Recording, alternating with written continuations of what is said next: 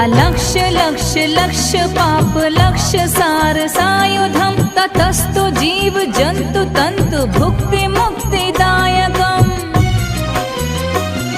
विरंचि विष्णु शंकर सखीय धाम वर्मदे त्वदीय पाद पंकजं नमामि देवी नर्मदे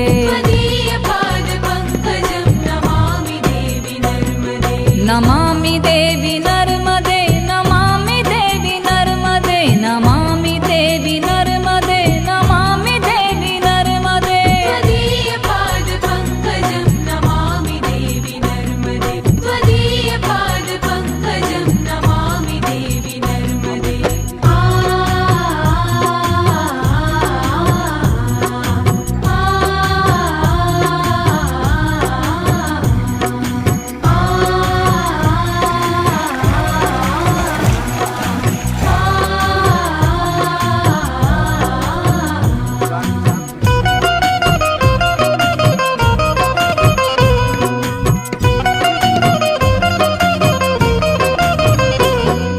अहोम्रतं स्वनं श्रुतं